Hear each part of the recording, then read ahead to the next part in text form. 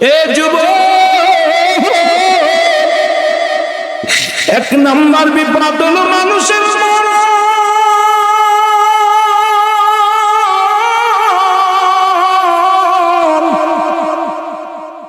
আল্লামা মুফতি আমজাদ আলী সাহেব একটা কিতাব লিখলেন, কিতাবের নাম্বার শরিয়াত। এই কিতাবের মধ্যে লিখতে যা বললেন, দুনিয়ার মানুষ শোনো, মানুষ যখন সাধারণ মৃত্যুবরণ করে ৭০টা উটের গায়ের চামড়া জবাই না করিয়া উল্টো দিকে টান দিয়া লবণ আর মরিচ লাগা দিলে যতটুকু যন্ত্রণা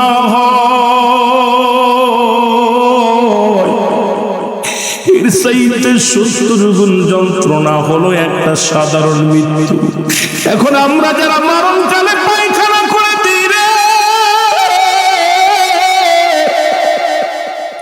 আমরা যারা মরণকালে প্রস্রাব করে দিই, মরণের সময় অনেকের চোখ দুটি বড় বড় হয়ে যায়, মরণের সময় অনেকেই মুসলমান জিহ্বা বাইর হয়ে যায়, অনেকেই মরণের সময় একটা অঙ্গ বেঁকা হয়ে যায়। আল্লাহ আল্লাহ, তাদের মৃত্যুটা কত কঠিন হয়। অথচ ইমানদারের মৃত্যুটা হলো মুসলমান আটা গুলাইয়া খামির বানায়া, এই খামিরের মধ্যে যদি একটা চুল পড়ে, এটা টান মারে বাইর করলে যেমন আনাসে বাইর হয়ে যায়, ইমানদারের মৃত্যুটা ঠিক সেমনি হয়।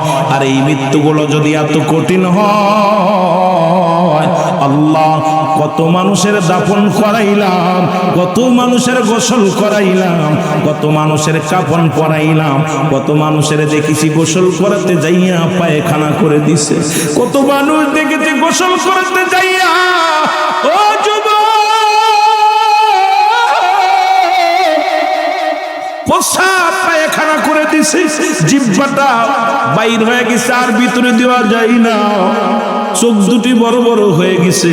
কাপনার সময় কত চেষ্টা করা হয় চোখ দুটি বন্ধ করে দেওয়া অসম্ভব নয়। রব্বুল আলামিন, এই মৃত্যু তো আমাদের আসবে রে আল্লাহ, এই মরণ কখন আসবে আল্লাহ গো কেউ তো জানি না। রব্বুল আলামিন, আমাদের মরণটা তুমি সহজ করে দিও। জোরে জোরে চিল্লায় বলা যাবে না আল্লাহু আকবার। আমার মরণ আসিবে কখন কেউ তো জানি না, আমার মরণ এই আমি চলে যাব, আমায় তোমরা ভুইলা যাইও না, আমি চলে যাব, আমায় তোমরা না, আমার মরণ আসিবে কখন কেউ তো জানি না, আমার মরণ। টাকা পয়সা দালান কোটাও যাহা করেছি, সব কিছু ফেলাইয়া বাবা একাই চলেছি রে আমি, সব কিছু ফেলাইয়া আজি একাই চলেছি। আমি যাবার কালে ভেবে দেখি আমার কেহ নাই, আমি যাবার বেলায় দেখি কেহ নাই, আমার মরণ আসিবে কখন কেউ তো জানি না, বলো মরণ আসিবে। ডানে বামে মাটি, আমার মাটির বিছানা, ডানে বামে এই পৃথিবী চিরদিনই থাকার জায়গা নয়, অন্ধকার কবর যে তোমার আসল ঠিকানা রে মানুষ, অন্ধকার কবর যে তোমার আসল ঠিকানা। বলো এই পৃথিবী চিরদিনই থাকার জায়গা নয়, অন্ধকার কবর যে তোমার আসল ঠিকানা রে মানুষ, অন্ধকার কবর যে তোমার। এই আমি চলে যাব, আমায় তোমরা ভুইলা যাইও না, আমি চলে যাব, আমায় তোমরা না, ডানে বামে মাটি, আমার মাটির বিছানা, ডানে বামে মাটি আমার। এ দুনিয়ার মুসলমান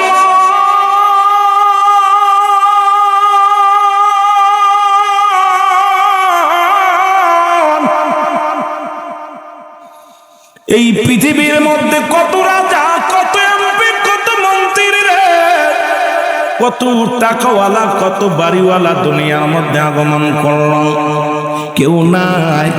ফিরাউন নমরুদ কারণ খোদা তারে নিয়ে গেছে।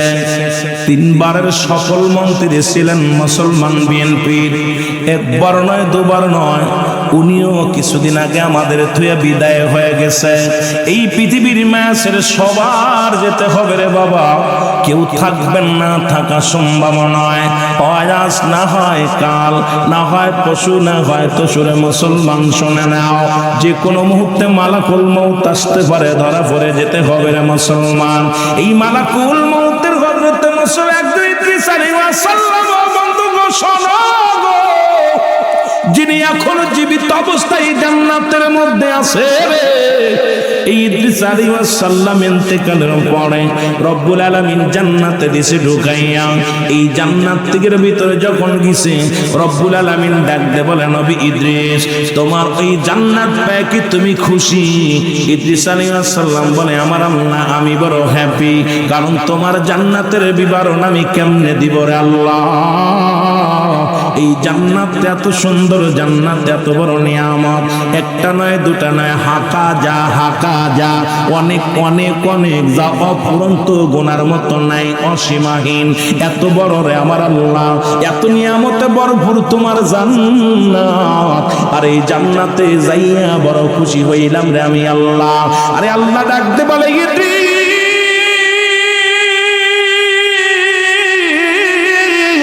তবে আবার কি বলতে চাও?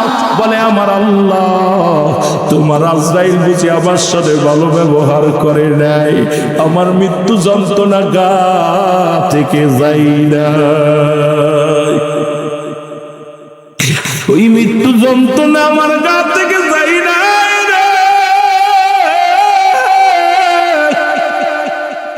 আল্লাহ বলে, জিবরিল তাড়াতাড়ি যাও, আমার হাবিবের কাছে যাও, জিগায় যাও তার জমা জানটা কেমনে বাইরে করেছে বলে আসো। আজরাইল আলাইহিস সালাম ও জিবরিল আমিন দুজনে হাজির হয়ে গেলেন।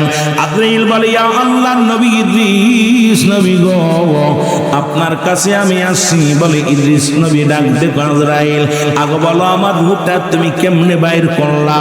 বলে, হুজুর, আপনার এই আপনি কি জানেন না আমি এত বড় দানব? এই পৃথিবীর মধ্যে থাকে আমার পা, আসমানে থাকে আমার মাথা মোবারক গো।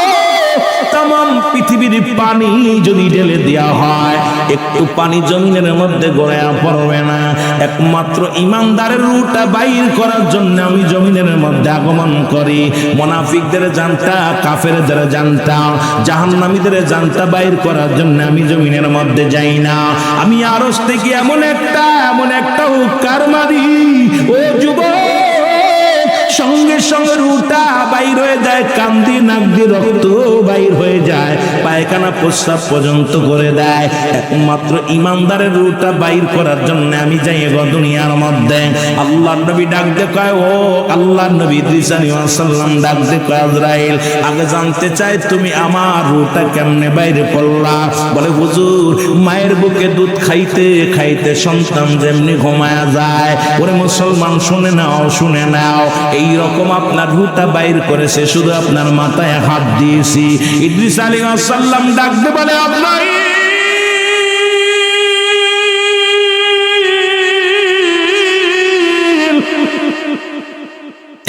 আমার কিছু নাই,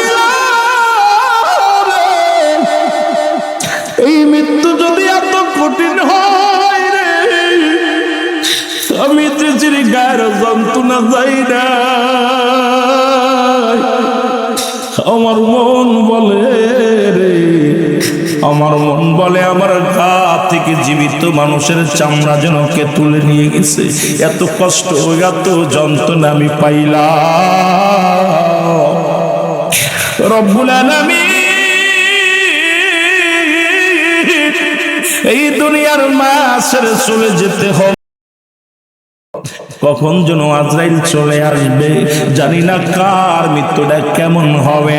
রব্বুল আলামিন আমাদের মৃত্যুটা তুমি সহজ করে দিও। জোরে জোরে চিল্লা বলা যাবে না আল্লাহু আকবার। আমার মরণ শিবে কখন কেউ তো জানি না আমার শিবে কখন কেউ বাজানেরা জোরে জোরে বলেন আমার মরণ শিবে কখন এ আমি চলে যাব আমায় তোমরা ভুইলা যাইও না আমি চলে যাব আমায় তোমরা বইলা যাইও আমার মরণ শিবে কখন কেউ তো জানি না আমার টাকা পয়সা দালান কোটা যাহা করেছি সব কিছু ফেলাইয়া আজ একাই চলেছি কুল্লু মান আলাইহা সব শেষ করে দিবে কে আরো যেটা বলো কে আল্লাহ কয় বান্দার এই জমিনটা আমি রাখবো না এই জমিনের মধ্যে যত মাটি আছে সমস্ত মাটিগুলো আমি পুড়ায়া তামা বানায়া দিব ও যুবকেরা কত মানুষের জমি ফাঁকি দিলাম কত সৎ বাইরে ঠগাইলাম আপন বাইরেও ঠগাইলাম কত মানুষের ফসল খাইলা সুদ খাইলা ঘুষ খাইলা অফিসে বইয়া বইয়া সুদের কারবার করলা ঘুষের কারবার করলা কার জন্য এত ঘুষ খাও কার জন্য সুদ খাও কার জন্য এত মস্তানি করো তোমার আমার মতো কত মস্তান ছিল আজকে মারা গেছে কবর উপরে দিয়ে কুত্তা শিয়ালে ঘাস খায় কুত্তা শিয়ালে পায়খানা করে গরু ছাগলে ঘাস খায় খেদানোর মতো ক্ষমতা আল্লাহ তারে দেয় নাই কত নেতার কবর উপরে দিয়ে গরু ছাগলে ঘাস খায় কত এমপি মন্ত্রীর কবর উপরে কুত্তা শিয়ালে পায়খানা করে খেদানোর মতো ক্ষমতা আল্লাহ কারোর দেয় নাই সুতরাং আজকে কার জন্য সুদ খাও কার জন্য ঘুষ খাও কার জন্য জিনা বিচার করো এই দুনিয়ায় সম্পদের পাহাড় গড়লা রে এই দুনিয়ার সম্পদ খাবে লোকে তোমার দেহ খাবে পকে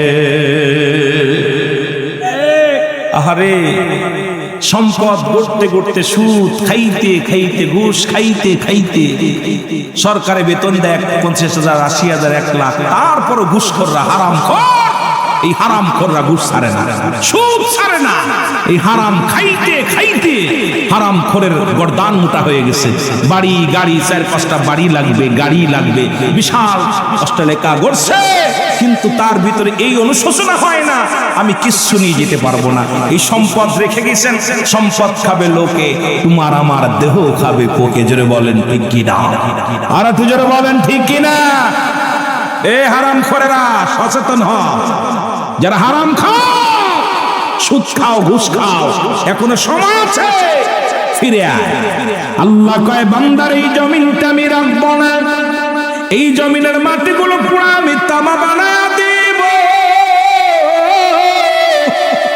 এই জমিনের মধ্যে যত পানি আছে সব পানিগুলো আমি পুরো আশায় বানায়া দিব একটু পিপাসার পানি পাবি না এর কত বোতল পানি কত কোটি পৃথিবীর মধ্যে আপনারা শুনলে খুশি হবেন যারা লেখাপড়া জানেন না যারা লেখাপড়া জানেন তারা তো জানেন পৃথিবীর মধ্যে 3 ভাগ পানি মাত্র 1 ভাগ হলো মাটি এই যে আপনাদের পাশেই তো আরিয়াল খাঁ নদী আপনাদের পাশেই তো পদ্মা নদী এই পদ্মা মেঘনা যমুনার কোনো পানি থাকবে না পৃথিবীর মধ্যে 3 ভাগ পানি 1 ভাগ মাত্র মাটি এই পানিগুলো পুড়ে হয়ে যাবে ছাই আর মাটিগুলো পুড়ে হয়ে যাবে তামা যেদিন কিচ্ছু বলতে কিচ্ছু থাকবে না সেদিন থাকবে শুধু আমার আল্লাহ সেই আল্লাহর গোলামি করা লাগবে কি লাগবে না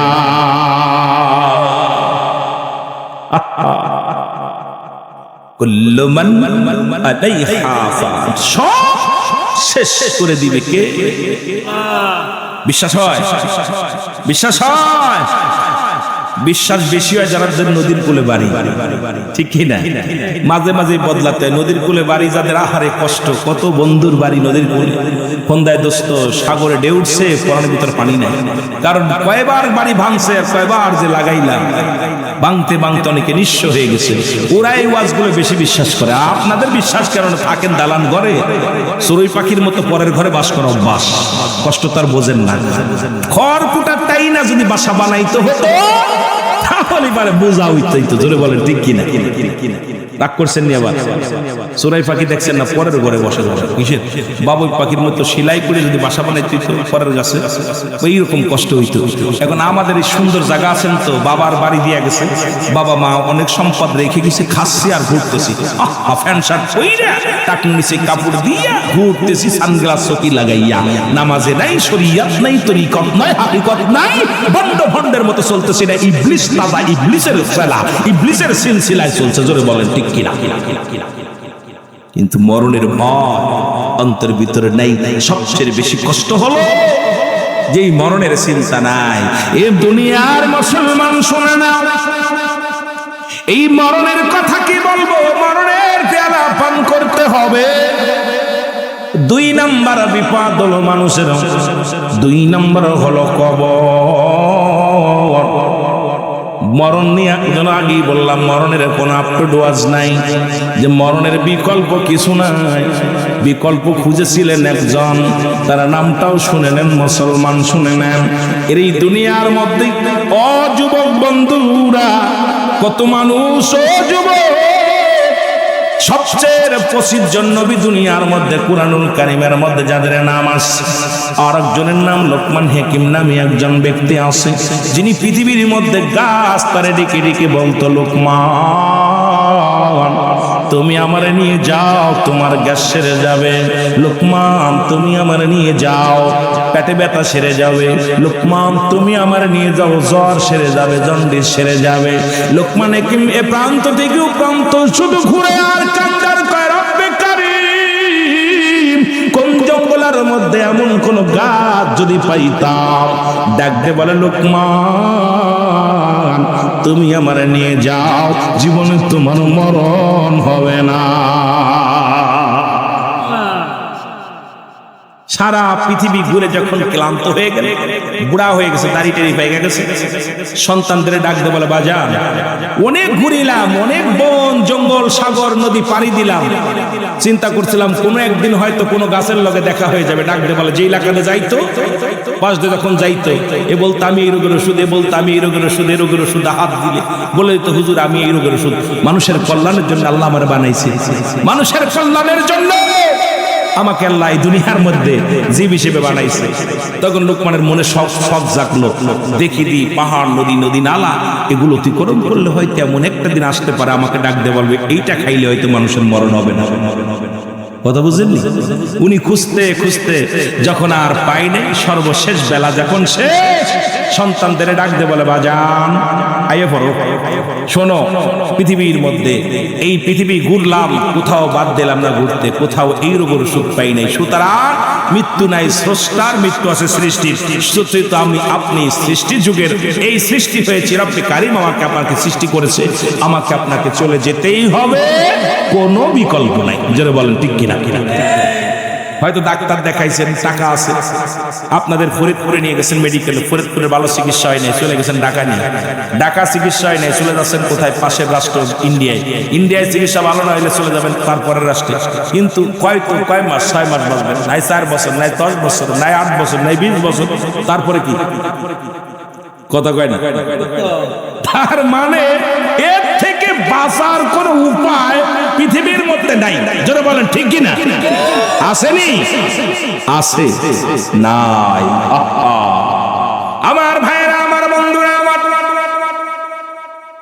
2 নাম্বার বিপদ হলো মানুষের কবর। কবর বলতে বুঝায় মানুষের মৃত্যুর পর থেকে শুরু করে কিয়ামত পর্যন্ত জগৎটাকে বলা হয় কবরের জগৎ।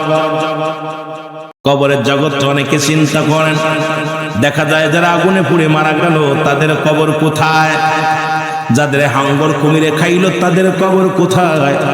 এই দুনিয়ার মধ্যে যাদেরকে মুসলমান শুনে নাও, পুড়িয়ে দিল বা দুনিয়া থেকে মুসলমান আঙ্গুর কুমিরে খাইলো, তাদের কবর কোথায়?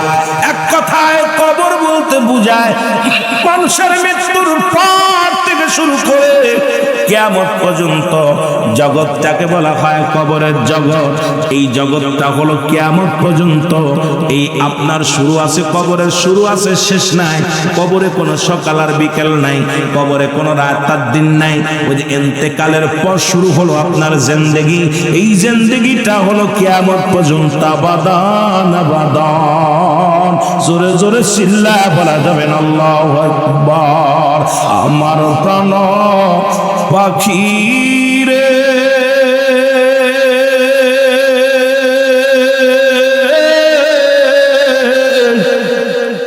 আমার সোনা পাখি রে, ওরে একদিন তো যাইবের পাখি উড়িয়া, বলেন একদিন তো যাবের পাখি ছাড়িয়া, বলেন আমার সোনা পাখি রে।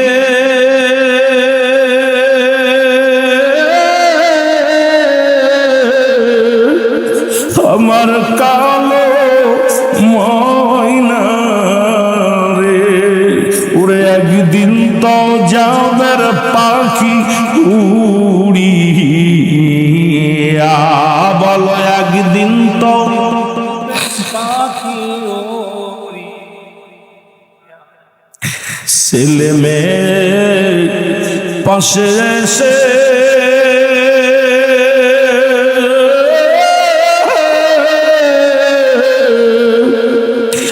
কাঁদিবে পাগলের বেশে,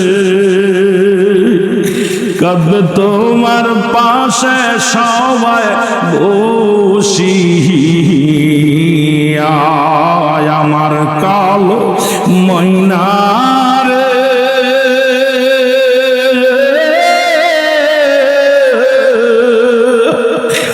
আমার সোনা পাখি রে, উনি একদিন তো যাবের পাখি উড়িয়া,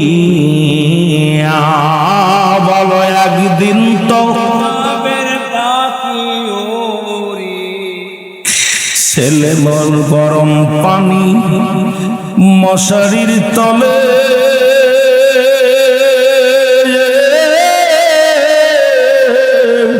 শুয়ায়া মশারির তলে, গোসল করাইবে সবাই আসিয়া, আরে গোসল করাইবে তোমায় আসি, বড়র পাতা গরম জালে,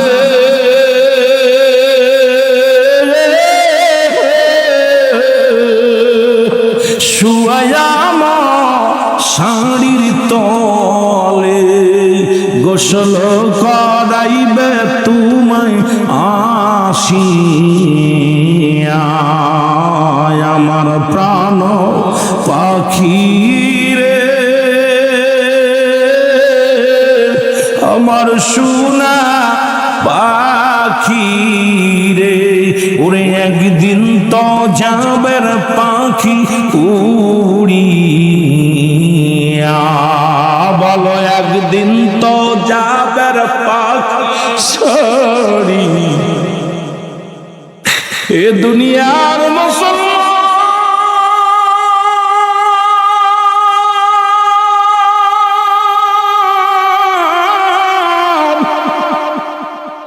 বলতেছিলাম 2 নম্বর বিপদ মানুষের কবর।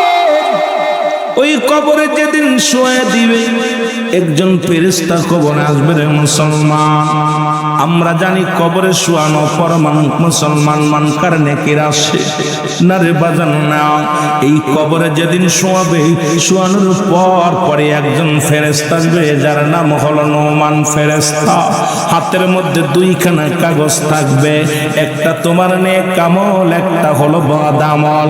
এই 80 বছর 50 বছর 80 বছর 100 বছর যে আমলগুলো করলা এটা লিখে রাখছে কেরামান কাতিবিন দুজন ফেরেশতা। এই যখন তুমি মারা যাবে কবরে যখন রাখবে নোমান ফেরেশতা ডাকবে কবরে আসিয়া ডাকতে বল বান্দা ওঠো। ও ভাইরা আমার বন্ধুরা আমার শুনে না, ডাকতে বলবে শহীদুল ইসলাম বাখান বাবু মিয়া ওঠো। যখন উঠাইবে ডাক দেব উঠো, পর বলবে বান্দা এই নাও কাগজ কানা হাতের মধ্যে নাও।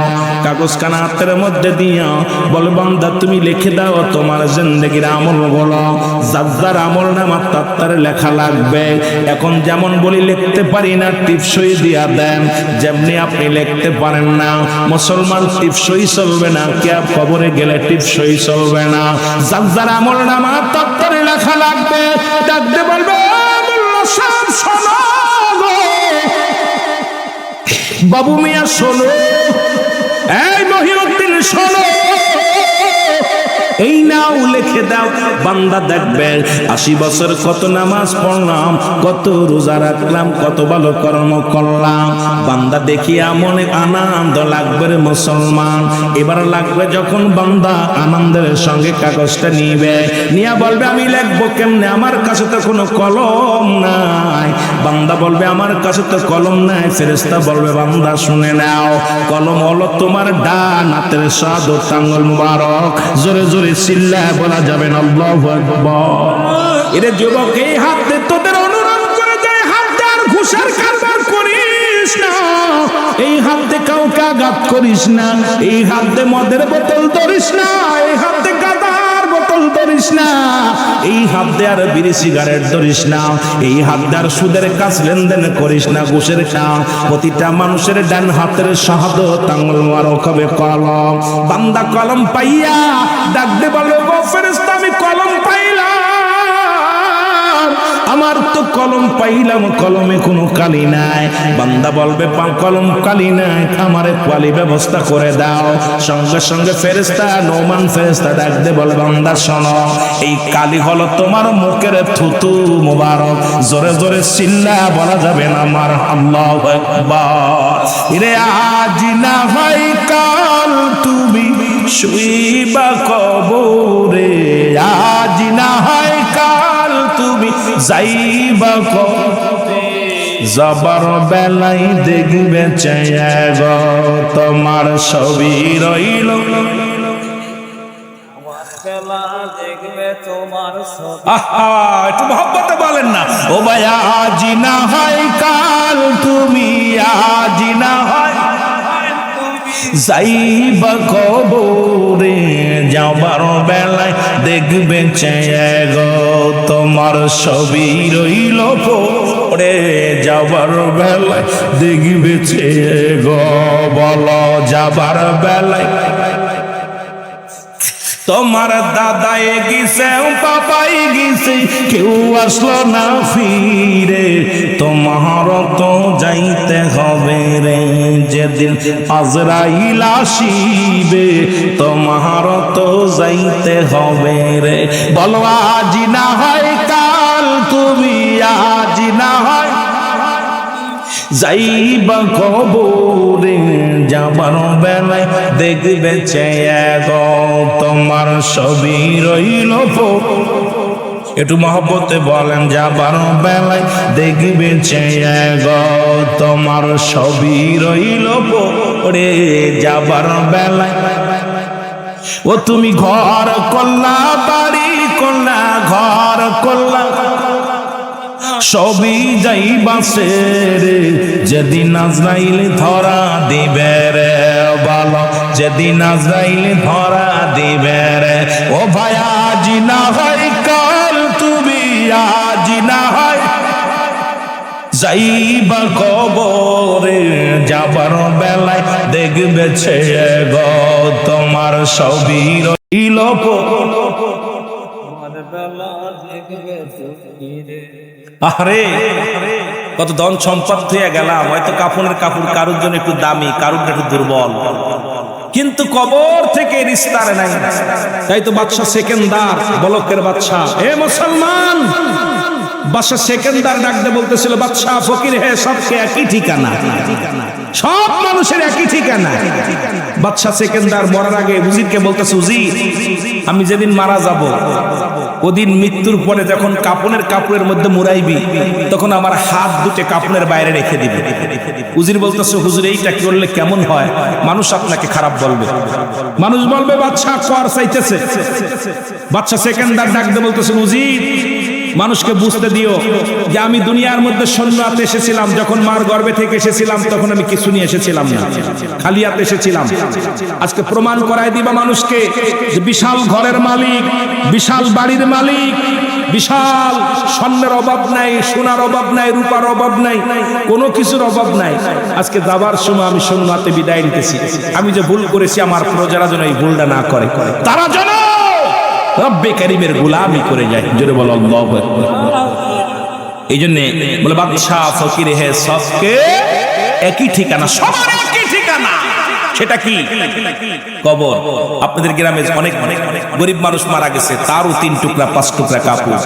আবার অনেক ধনী মারা গেছে, তারও 3 টুকরা 5 টুকরা কাপড়। মহিলার জন্য 5 টুকরা, পুরুষের জন্য 3 টুকরা। হয়তো কারণ হয়তো আপনার কি হয়েছে, অনেকের জানাজা একটু বেশি লোক হয়েছে, অনেকের কম হয়েছে। তবে জানাজায় লাভ কি? জানাজায় কি মূর্তির মতো দাঁড়ায় থেকে হাজার হাজার লোক হলে দেখাই দিলাম মিডিয়ারে 1 কোটি মানুষ হয়েছে, বোকারা সব। ওই 1 কোটির মধ্যে জানাজার সবাই ফাঁকি দিছে। কারণ ইমাম সাহেবের যে দোয়া ওই মুসল্লির সেই দোয়া, ইমাম সাহেবের যে নিয়ত মুসল্লির সেই নিয়ত, ইমাম সাহেবের যে সানা ওই মুসল্লির সেই সানা, ইমাম সাহেবের যে দুরূদ শরীফ মুসল্লির সেই দুরূদ শরীফ। তাহলে বুবার মতো দাঁড়ায় থাকে আল্লাহ, ও নিজের ফাঁকি দিল। খালি মানুষ দেখানো জানাজা পড়ায় লাভ নাই। আর দেখা যায় এখন যদি আপনি বলি এখানে কয়জন মানুষ জানাজার চতুর্থ তাকবীর পড়বেন, কয়জন মানুষ জানাজার নিয়ত না পারবেন? আল্লাহর রাস্তে মনে এখানে 10 জন বা 20 জন পারবেন, বাকিগুলো সব বোবা মার্কা লোক। তা আমি জানাজায় যায় লাভ, নিজে তো ফাঁকি দিলাম, মরার পর বেটারে ফাঁকি দিলাম। বেটারে মারা গেছে, মারা যাওয়ার পর বুবার মতো একদম প্রতিমার মতো দাঁড়ায় থাকে। কথা বুঝেননি? কি দিলাম? আবার তাও একটু দোয়া করবে, এটাও বন্ধ। দৌড়, জানাজা পড়েই দৌড়। আরে মুসল্লিরা যদি দোয়া দুরূদ পড়ে, কয়েকবার সূরা ফাতিহা পড়ে, সূরা ইখলাস পড়ে, একটু দোয়া দুরূদ পড়ে আল্লাহর দরবারে একটু ইস্তেগফার করবেন, আল্লাহ মাগফিরাত কামনা করবেন, দোয়া করবেন আল্লাহ ওনারা মাফ করে দাও। যেহেতু সমাজে চলতো এই মাটিটা দিয়ে, আমি মিথ্যে কথা বলে মাটি দিয়ে আসলাম, মাটি তো দেয় নাই, জানাজা পড়ানো হয় নাই, কারণ দাঁড়ায় থেকেই দৌড়। যেটা বলে ঠিক কিনা? আপনি কি মনে করেন আমারে ফাঁকি দিচ্ছেন? না, আপনার নিজের ফাঁকে নিজে পড়তেছেন। যখন আপনার জানাজার বুবা মেয়েরা থাকবো, এই বুবা মানুষের কি? বুবা মানুষের বয়াতে কোনো কথা কইতে পারতো না। কথা বুঝেননি? এই বুবার দলেরা ওগত ছেলে মেয়েদেরকে কোরআন আপনার এই জানাজার নিয়মটা শিখাবেন, কয়টা সূরা শিখাবেন, কয়টা হাদিস শিখাবেন, যার দৈনন্দিন জীবনে চলার জন্য ইসলামের বিধিবিধান মেনে হারাম হালাল বুঝে খাইতে পারে, চলতে পারে। কিন্তু ছেলে ল পড়াইছেন, ছেলে জানাজার নামাজ পড়ে না, ছেলের ইঞ্জিনিয়ার বানাইছেন, ছেলে এখনো আপনার সূরা ফাতিহা মুখস্থ নাই। সরে বড় অফিসার হয়েছে, বাবার জন্য রব্বির হামহুমা কামা রাব্বায়ানি সগীরা, আব্বা মার জন্য দোয়া করবে, এটাও পারে। ওই সন্তান দেখে লাভ কি? ওই সন্তানগুলো রেখে লাভ কি? আমার কথা হলো ওই সন্তান একদিন আপনার ক্ষতির কারণ হয়ে দাঁড়াবে। ওই সন্তান হাজী সাহেব, মোল্লা সাহেব, এই জন্য অনুরোধ করবো একটা সন্তানকে কোরআনের আলেম বানান। একটা ছেলে যদি আপনি ইঞ্জিনিয়ার, ডিসি, এসপি, মন্ত্রী যা হয় হোক, একটা সন্তানটাকে নামাজ পড়ার নিয়ম, যেগুলো নামাজের জন্য ইসলামের বিধান হারাম হালাল বুঝার মতো ক্ষমতা এবং জানাজার নিয়মটা, এরপরে আপনার নামাজ পড়ার নিয়মটা, এইগুলো কিছুটা তার ধারণা দিলে পারো সে হালাল খেয়ে বাঁচতে পারবে, হাজি সঠিকভাবে সুন্দরভাবে জীবন যাপন করতে পারবে। এই জন্য আমাদের যে অবস্থা, খালি ছেলে মেয়ে লেখাপড়া করেছে কিন্তু ইসলামের জ্ঞান তাদের ভিতরে দিতেছি না। কিন্তু রব্বে কারিমের দরবারে কেমনে ধরা পড়বেন জানেন? জবাব দেওয়ার মতো যেদিন যারা বিচার করবে, সেদিন বিচারের কাঠগড়ায় যখন দাঁড়াবেন, নিস্তার পাবেন না, বাঁচা সম্ভব হবে না। মহব্বতের সঙ্গে জিকির করেন সুবহানাল্লাহ, আলহামদুলিল্লাহ, লা ইলাহা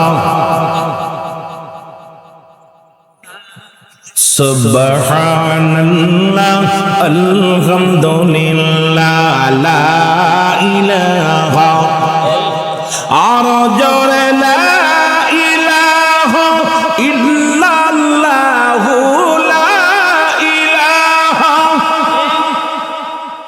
ও মুহাম্মাদুর রাসূলুল্লাহ সুবহানাল্লাহ। এ দুনিয়ার মুসলমান শুনে নাও, বান্দা ডাকতে পারবে যুবক শোনো গো, আমি কলম পাইলাম, কালি পাবো কই? বান্দারে ডাকতে বললেন ওমান ফেরেশতা বান্দা, কালি হলো তোমার মুখের থুতু মুবারক। ও যুবকেরা, তোদের পায়ে ধরে বলে যায়, কালি যদি নষ্ট হয়ে যায় কলম বাদ, ওই কলম দিয়ে লেখা সম্ভব নয়।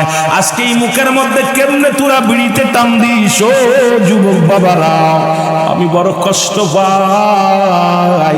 এই মায়ের পেটে যখন ছিলি, মায়ের গর্ভে যখন ছিলি, 10 মাস 10 দিন মা জননীর পেটের মতো থাকা অবস্থায় রব্বে কারিম তোমার মায়ের নাভির সঙ্গে নাভিটা জুড়াইয়া দিছে, যেন এই রক্তটা তোমার গালদে প্রবেশ করাই নাই।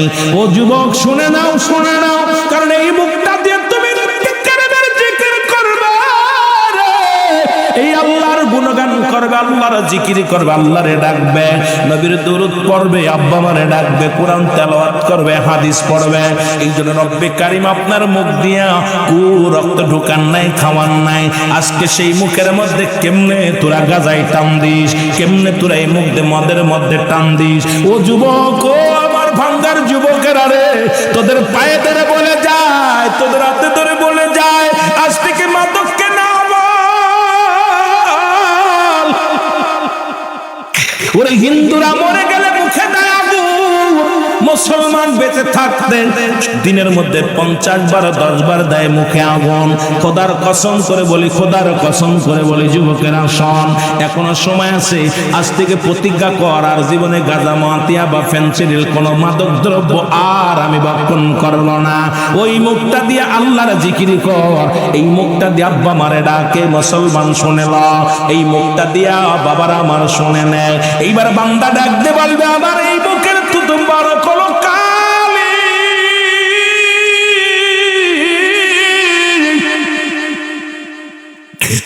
বান্দা বলবে, আমি লিখবো কেমনে রে? আমি তো কালি পাইলাম, কলম পাইলাম, কালি পাইলাম না। ডাকতে বলে, বান্দা, ও বান্দা শুনে নাও, এবার 3 টুকরা কাপড়ের কাপড় দেয়া হয়। প্রথম কাপড়ের কাপড়টা টানলে খুলে নিবে, এই নাও তুমি কাগজ, লেখো। সেকেন্ডের মধ্যে লেখা হয়ে যাবে কম্পিউটারের মতো। হাত থেকে নোমান ফেরেশতা টানতে কাগজটা নিয়ে নিবে। এবার আর একটা কাগজ ধরায় দিবে, দেখে 60 বছরের জিন্দেগির মধ্যে কত পাপ করেছিলাম, কোথায় কোন মহিলা নিয়ে গল্প করেছিলাম, কোথায় জুয়ার প্যান্ডেলে ছিলাম, কোথায় মদের প্যান্ডেলে ছিলাম, কোথায় মানুষের ঠগাইলাম, কোথায় মানুষের ফসল খাওয়াইলাম, কোথায় ওজনে কম বেশি দিলাম, কোথায় আমি অন্যায় কাজে লিপ্ত হলাম। বান্দা যখন দেখবে রে, দেখায় সঙ্গে সঙ্গে বলবে, আমি লিখতে জানি না। ডান দিকের মাটিগুলো চাপ দিবে, ডান দিকের ভাড়গুলো বাম দিকে চলে যাবে, বাম দিক থেকে চাপ দিবে, বাম দিকের হাড্ডিগুলো ডান দিকে চলে যাবে। এই কবরের আযাব, ওই কবরের যখন চাপটা দিবে, আমার জন্য চিৎকার মারবে রে। ওই কবরবাসীর চিৎকার যদি দুনিয়ার মানুষ শুনতো, এই দুনিয়ার মানুষগুলো হাটফেল করে মারা যেত। কারণ কবরবাসীর চিৎকার দুনিয়ার মানুষ বুঝতে পারে না, একমাত্র মানুষ এবং দানব এই কবরে আযাব বুঝতে পারে না। ও আমার বাবারা, আমার এই পৃথিবীর মধ্যে সব প্রাণী বুঝতে পারে কবরে আযাব। আজকে বাবা মা কবরের পাশে বসে আছে, ঘরের পাশে ঘুমায় আছে, বাবা মার খবর নিলি না রে, আব্বা মার খবর নিলি না। যুবক বন্ধুরা, আব্বা মার কবরে যা যা ভয়, কবরে যা যা ভয়, যদি বিশ্বাস না হয় আগামী দিন যাইয়া, সকালে যাইয়া একটা গরু বানবেন, আব্বা মার কবরের পাশে একটা গরু বানবেন, গরু বান্ধিয়া দূরে দাঁড়ায় থাকবেন, দেখবেন আপনার কবরের পাশে গরুটা কালু ভালো তাকাইবে, চোখ দিয়া দর দর করে পানি ছেড়ে দিবে। মুসলমান শুনে নাও, ছুটাছুটি করবে। কবরে আযাব পৃথিবীর সব প্রাণী বুঝতে পারে, একমাত্র মানুষ এবং দানব বুঝতে পারে না। এই জন্য আব্বা মা যখন মারা যাবে, ও মুসলমান 7টা হক, এই 7টা হকের শেষ হকটা হলো আব্বা মার কবরটা বেশি বেশি করে জিয়ারত করা লাগবে। মোট 14টা হক। এই পৃথিবীর মধ্যে আব্বা মা বেঁচে থাকতে 7টা হক হলো জীবিত থাকতে, ইন্তেকালের পরে হলো 7টা হক। মোট 14টা হক রে যুবক, যাদের আব্বা মা দুনিয়া থেকে চলে গেছে খেয়াল করবেন। যদিও বাবারা সময় আপনাদের বেশি দিতে পারবো না, আমার বাজানেরা অল্প সময়ের মধ্যে শেষ করব, শুনে নেন। এই 7টা আগে ভালো করে লিখে নেন। 1 নাম্বার হলো তাদের জন্য মাগফিরাত কামনা করা, 2 নাম্বার হলো তাদের জন্য সবরেসানি করা, 3 নাম্বার হলো মুসলমান শুনে নাও, 3 নাম্বার হলো মা বাবার ঋণ পরিশোধ করা। এই দুনিয়ার মধ্যে বাবা মা যদি কোনো ঋণগ্রস্ত হয়ে মারা যায়, বিনা দায়িত্ব থেকে মারা যায়, সন্তানের দায়িত্ব আপনার হক যদি আদায় করতে হয়, আব্বা মার ঋণগুলো পরিশোধ করা লাগবে। অনেক বড় বড় ফুলাফান আছে, অনেক যুবক আছে রে মুসলমান, আব্বার দিনা শোধ হতে চায় না, মার দিনা শোধ হতে চায় না। দেখা যায় জানাজার দিনে ইমাম সাহেবের সাথে লইয়া ডাক দেখ, আমার আব্বা যদি কোনো দিনা দায়িত্ব থাকে মাফ করে দিও। আইরে কপাল পুরা, অনেক যদি দিনা থাকে, একজন যদি 10,000 পায়, এই 10,000 ব্যক্তি কোনোদিন তোরে মাফ করবে না, হয়তো মনে মনে সামরিক মাফ করবে, কিন্তু ভিতরে বলবে বেটা মরে গেল, মারেও গেল, 10,000 টাকা পাবো। আপনার কাজ হলো আপনার আব্বা মার বন্ধু বান্ধব যারা ছিল, মায়ের বান্ধবী বাবার বন্ধু বান্ধব যারা আছে, গোপনে গোপনে খবর লইবেন, খবর লইয়া এই দিনা পরিশোধ করবেন। আবার অনেকে কইতে পারেন হুজুর অনেকে মিথ্যা বলে নিতে পারেন, তাও দিয়া দিবেন। যদি দেখবেন এই ব্যক্তির মুসলমান, এই ব্যক্তি একটা বানোয়াট ব্যক্তিটা ঘুষখোর মাতাল খোর, এটা তো আপনি চেনেন যে এই ব্যক্তি মিথ্যা বলতে পারে। আর ওই যে ব্যক্তিকে বিশ্বাস হয় যে এই ব্যক্তি মিথ্যা বলতে পারে না, ওই ব্যক্তির দিনাগুলো পরিশোধ করে দিবেন। যদি আপনার আব্বা মারা সুখে রাখতে চান কবরে, ও যুবক, 3 নাম্বার হলো তাদের দিনাদায়ী ঋণগুলো পরিশোধ করা লাগবে। 4 নাম্বার হলো পৃথিবীর মধ্যে বাবা মার ওসিয়াত গুলো পূরণ করা লাগবে। শরীয়ত মোতাবেক ওসিয়াত করে গেছে অনেক পোলারে, বাবারে আমি মারা যাই, যদি বেঁচে থাকি বা মারা গেলে ওই মসজিদের পাশের মসজিদের জায়গাটা মসজিদে দিয়ে দিও, ওই মাদ্রাসায় দিয়ে দিও, এই না 10,000 টাকা মসজিদে মাদ্রাসায় দিয়ে দিও। শরীয়ত মোতাবেক ওসিয়াত করে গেছে, অনেক পোলাপান এটাও দেয় না। কিছুদিন আগে একজন বলে হুজুর আমাদের অমুক সাহেব এই 1 বিঘা জমি তার বাবা দিয়ে যেতে বলেছিল, এই সন্তান তার নামে রেকর্ড করে নিছে, লিখে নিছে। আমি তারে জিগাইলাম ভাইজান আব্বা দিছে, আমি তার দেব না, আমি তো পাওনাদার, আমি দেব না। আমি বললাম আপনার আব্বা কি মরার সময় বলে গেছে? আব্বা মরার আগে বলে গেছে, হয়তো ভুলভাল বলে গেছে। এই জমি জীবন, এই জমির দাম আছে 1 কোটি টাকা, কেমনে দিব? আইরে কোটি টাকা কোটি টাকা কোটি টাকা লইয়া কবরে যাবি নি? আব্বা মা যদি ওসিয়াত করে শরীয়ত মোতাবেক ওসিয়াত, তবে যদি এই ওসিয়াত করে মুন্ডি বানাবি, খবরদার করা যাবে না। প্রতিমা বানাইবি, করা যাবে না। জিনা করবি, করা যাবে না। ব্যভিচার করবি, করা যাবে না। সুদ ঘুষ খাবি, করা যাবে না। সকলে একটু মহব্বতের সঙ্গে দুরূদ শরীফ পড়ুন। আল্লাহুম্মা মহব্বতে মাওলানা মুহাম্মাদ আলা সাইয়্যিদিনা। এ দুনিয়ার মুসলমান গভীর মনোযোগ, আল্লাহ রাব্বুল আলামিন রিয়াজুল জান্নাহ বেহেশতের বাগান, এই জান্নাতের বাগানে আসার মতো বসার মতো সুযোগ দান করল। এ সময় কত মানুষ জেলখানায়, কত মানুষ হাসপাতালে, কত মানুষ মৃত্যু শয্যায় সজ্জিত। রব্বুল আলামিন আপনাকে আমাকে জেলখানায় নেন নাই, হাসপাতালে নেন নাই, সুন্দর পরিবেশ এই জান্নাতের বাগানে বসার মতো সুযোগ দান করল। উচ্চ কণ্ঠে আওয়াজ দিয়ে চিল্লায় বলেন আলহামদুলিল্লাহ। এ দুনিয়ার মুসলমান,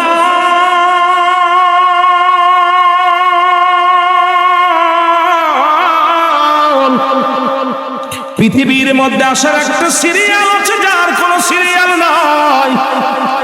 দেখা যায় দুনিয়ার মধ্যে বাবা জিন্দা, সন্তান দুনিয়ার মধ্যে নাই। সন্তান জিন্দা, বাবা দুনিয়ার মধ্যে নাই। দাদার কোলে নাতির লাশ, নাতির কাঁধে দাদার লাশ। এই দুনিয়ার বাবারা শুনে নাও, মুসলমান বাবারা শুনে নাও, এই দুনিয়ার মধ্যে মুসলমান পৃথিবীর মধ্যে আসার একটা সিরিয়াল আছে গো, যার কোনো সিরিয়াল নাই। দুইটা টাইমে মানুষের মরণ হয়। এক নাম্বার হলো মুসলমান রাত্র, দুই নাম্বার হলো দিনে। দুইটা টাইমে মরণ হয়, দিনের বেলা না হয় রাতের বেলা। দিন শুরু করেছিলাম, মৃত্যুবরণ করি নাই। দিনের মধ্যে কতই না ঘোরাঘুরি করলাম, দিনের মধ্যে কতই না রব্বে কারিমের শুকরিয়া আদায় করতে পারি না। ও যুবক শুনে না, দিনের মধ্যে মরণ হয় না, রাতের মধ্যে মরণ হতে পারে, এর মধ্যে কোনো সন্দেহ নাই। এখন রাত শুরু করলাম, 8টা পার হয়ে গেল, এখনো মৃত্যুবরণ করি নাই। আগামীকাল সকাল পর্যন্ত বাঁচব। আগামীকাল আপনার আমার সূর্যোদয় হবে। পরবর্তী সময় আপনার জন্য আমার জন্য কি নিয়ামত বয়ে আনতেছে আপনি আমি কেউ জানি না রে মুসলমান। সুতরাং এই মানুষের 3টা বিপদ। নাম্বার ওয়ান হলো মানুষের মরণ, নাম্বার 2 হলো কবর, নাম্বার 3 হলো কিয়ামতের ময়দান। 1 নাম্বারই হলো মরণ। এই মরণের পেয়ালা পান করতে হবে, এর মধ্যে কোনো সন্দেহ নাই। জোরে বলেন ঠিক কিনা? আমি মদিনা যাইতে পারলাম না, মদিনা দেখতে পারলাম না, বলো মদিনা যাইতে পার, একটু বাড়ায় রাখবেন, কষ্ট হয়। দেখতে পারলাম না, মদিনা যাইতে পারলাম না, মদিনা। আমি অসহায় তাই এত দূরে রয়ে, বলো অসহায় তাই এত দূরে রয়ে, শুধুই সালাম জানাই, বলো শুধুই সালাম জানাই, মদিনা যাইতে পারলাম না, মদিনা। মহব্বতে চিল্লায় বলেন মদিনা যাইতে পারলাম না, মদিনা। মদিনার নাম কত মধু,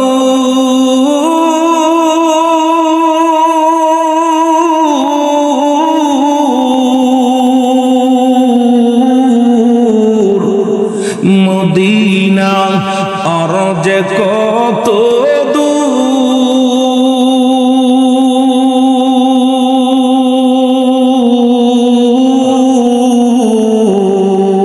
ওই মদিনার পথের দুলি, বলো ওই মদিনার পথের দুলি মাখতে পারলাম না, মদিনা যাইতে পারলাম না, মদিনা। একটু আওয়াজ দিয়ে জোরে জোরে বলেন মদিনা যাইতে পারলাম না, মদিনা। আমি অসহায় তো এত দূরে আল্লাহ, অসহায় তাই দূর থেকে সালাম জানাই, বলো দূর থেকে সালাম জানাই, মদিনা যাইতে পারলাম না, মদিনা। মদিনার নাম কত সুন্দর,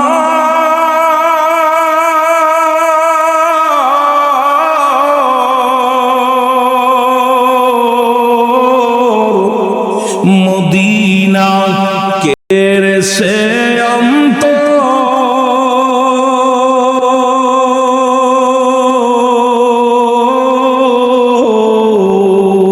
এই গরিব দুঃখীর সালাম খানি, গরিব দুঃখী পৌঁছাই দিও মদিনায়, বলো পৌঁছাই দিও মদিনায়, মদিনা যাইতে পারলাম না মদিনা। এ দুনিয়ার মুসলমান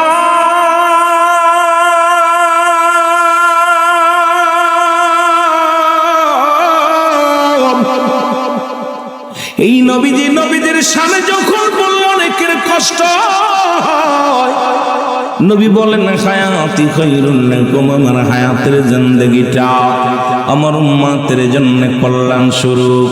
রাসূল বলে দুনিয়ার মধ্যে আমি আগমন করলাম আমার উম্মতের মঙ্গলের জন্য। ওলামা ইকরাম যারা আসলে এখানে নাও বাবারা শুনে নাও, এই দুনিয়ার মধ্যে নবী আগমন করেছে আপনার আমার কল্যাণের মঙ্গলের জন্য গো।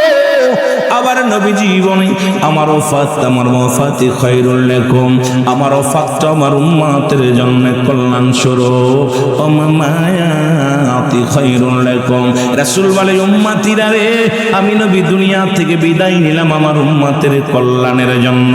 আজকে সেই নবীর ভালোবাসা দরকার আছে কি না? আর একটু জোরে জোরে চিল্লায় বলেন দরকার আছে কি না? যেটা বলতেছিলাম মুসলমান দুইটা টাইমে মানুষের মরণ হয়, একটা হলো রাতের বেলা, একটা হলো দিনের বেলা। তিনটা বিপদ মানুষের জীবনের প্রথম বিপদ হলো, এক নাম্বার হলো মানুষের মরণ, দুই নাম্বার হলো কবর, তিন নাম্বার হলো কিয়ামতের ময়দান। জোরে জোরে চিল্লায় বলা যাবে না আল্লাহু আকবার। তিনটা বিপদ, নাম্বার ওয়ান মরণ। মরণের কোন আপনার ওয়াজ নাই। কুল্লু নাফসিন যায়িকাতুল মাউত, মৃত্যুর পেয়ালা পান করতে হবে। বাঁচবেন কি? একটু হাত তুলে দেখান দি কার কার মরণ নাই এলাকার মধ্যে, কার কার মরণ নাই? আসেননি কেউ? কেউ নাই? সবাই মরবেন, সবাই মরবেন।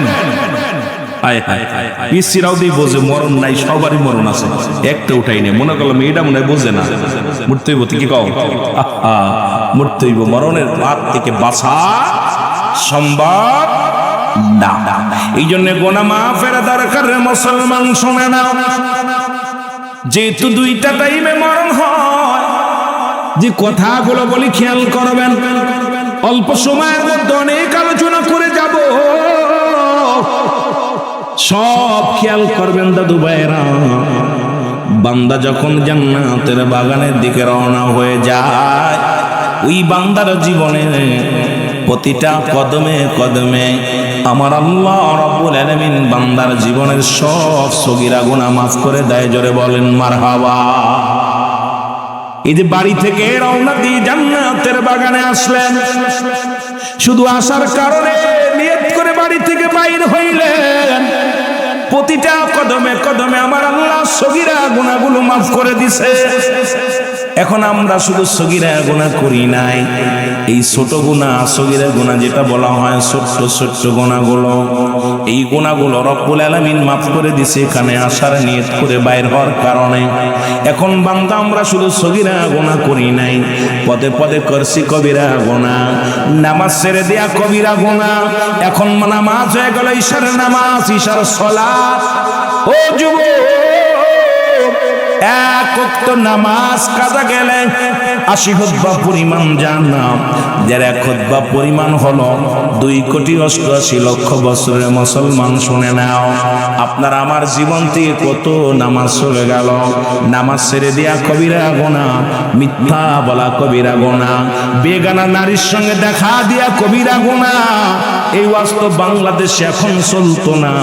যেভাবে শুরু করেছে উলামা ইকরাম, যেভাবে শুরু করেছে আলেম উলামা, আইরে যাদের সঙ্গে দেখা করা জায়েজ তাদের সঙ্গে বিয়ে করা হারাম, যাদের সঙ্গে দেখা করা হারাম তাদের সঙ্গে বিয়ে করা জায়েজ। এক নাম্বার বেগানা নারীর সঙ্গে দেখা দিয়া কবিরা গুনাহ। ওরা মুসলমান বেগানা পুরুষের সঙ্গে দেখা দিয়া কবিরা গুনাহ। এত গুনাহ গুনার বোঝা মাথায় নিয়ে রে ও বান্দা, এই ওয়াজ কোথায় করব? এখন তো বাংলাদেশে এই ওয়াজ চলে না, কারণ নামাজ যেমন ফরজ, পর্দা তেমনি ফরজ। পর্দার বিধান এখন অনেকেই মানি না। দেখা যায় বাবা বড় হাজি, বাবা বড় আলেম, মেয়ে বেপরদায়, বাবা বড় বক্তা দায়, ভাই বোন বেপরদায়। আজকে সমাজ নষ্ট, জাতি নষ্ট। একটাই কারণ হলো সমাজের মধ্যে ইসলামের দাওয়াত আছে কিন্তু পালন নাই, মানি না। জোরে বলেন ঠিক কিনা? এই গুনাহগুলো মুসলমান শুনে নাও। আজকে এই ওয়াজ যদি করি, আমার দেশে অনেক আলেমের চাকরি চলে যায়। অনেক আলেম, ও যুবক, অনেক ওলামার চাকরি চলে যাবে যদি এই ওয়াজ ফতোয়া দেয়া হয় যে বেগানা নারী চেহারা দেখা হারাম, বেগানা পুরুষের চেহারা দেখা হারাম। হারামকে হালাল বলার এখতিয়ার পৃথিবীর কোনো মুক্তির নাই।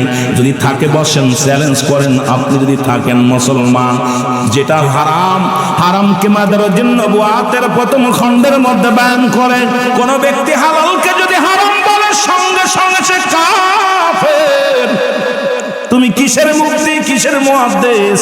পৃথিবীর মধ্যে হালালকে হারাম বলার এখতিয়ার নাই।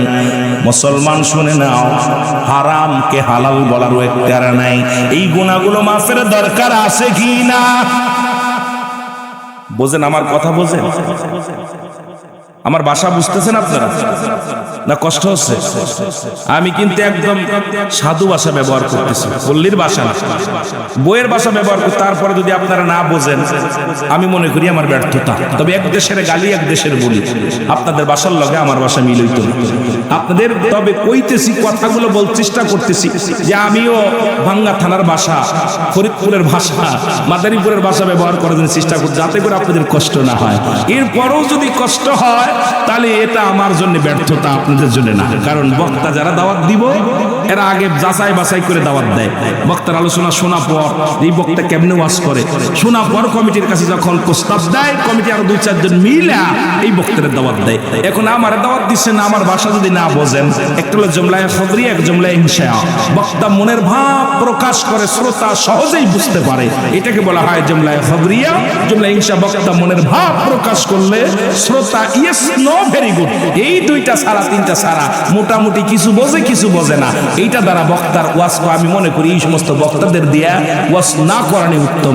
খালি বললেন যে যা বলে, খালি সুবহানাল্লাহ, আলহামদুলিল্লাহ, আল্লাহু আকবার বলতেছেন, কি যে বললাম ছাই খাবলা, কিছু বুঝলাম না, খালি আইলাম আর গেলাম, খেসরি মাঝখানে কালাম। জোরে কোন ঠিক কি না? কষ্ট হচ্ছে আপনাদের?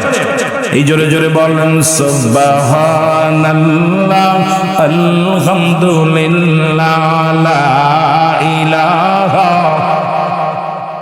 আর জোরে সুবহানাল্লাহ, আলহামদুলিল্লাহ, আর জোরে লা ইলাহা, লা বল সুবহানাল্লাহ, আলহামদুলিল্লাহ। এ দুনিয়ার মুসলমান,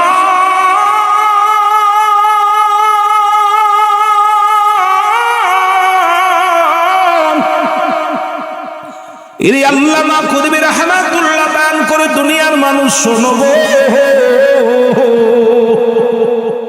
বান্দা যখন কবরের ভয়, বান্দা যখন জাহান্নামের ভয়, ওই জান্নাতের বাগানখানা করে ধরল, রাখতে ধরে ডাকতে বলে, আল্লাহ আমার জীবনের শেষ মাহফিল, আল্লাহ আমার জীবনের শেষ সময়, আল্লাহ আর জীবনে মাহফিলে বসতে পারবো কি পারবো না? কারণ কিয়ামত পর্যন্ত আর কোনো নবী আইব না, কিয়ামত পর্যন্ত তওবার দরজা খোলা। ও বান্দা শুনে নাও, বান্দা যখন চোখের পানি ছেড়ে আল্লাহর দরবারে খাস তওবা করে আল্লাহ বলে ডাক দেয়, আমার আল্লাহ রাব্বুল আলামিন বান্দার জীবনের সব গুনাহ মাফ করে দেয়। জোরে বলা যাবে না সুবহানাল্লাহ? এই যে একটা সুযোগ পাইলেন আমার বাবারা, আমার কত গুনাহ করছেন, জান্নাতের বাগানে বসে গুনাহ মাফের একটা সুযোগ পাইলাম, আর জীবনে মাহফিলে বসতেও পারি নাও পারি, আগামী দিন বাঁচতেও পারি নাও পারি। ও আমার বন্ধুরা আমার, এই জন্য আমি আপনাদেরকে অনুরোধ করে যাব, যেহেতু আসছেন মাহফিলে, সগীরা গুনাহগুলো মাফ করলেন, এখানে বইয়া খাস তওবা করবেন, তওবা করিয়া রব্বে কারিমের দরবারে প্রার্থনা করবেন। আমিও আপনাদেরকে নিয়ে একটু তওবা করি, সবাই করেন আস্তাগফিরুল্লাহ রব্বি মিন কুল্লি যামবি আতুবু ইলাইহি লা হাওলা ওয়ালা কুওয়াতা ইল্লা বিল্লাহিল আলিয়্যিল আযীম লা ইলাহা ইল্লাল্লাহু মুহাম্মাদুর আশহাদু আল্লা ইলাহা ইল্লাল্লাহু ওয়াহদাহু লা শারীকা লাহু আশহাদু আন্না মুহাম্মাদান আবদুহু ওয়া রাসূলুহু। জোরে জোরে চিল্লা বলা যাবে না সাল্লাল্লাহু আলাইহি ওয়াসাল্লাম।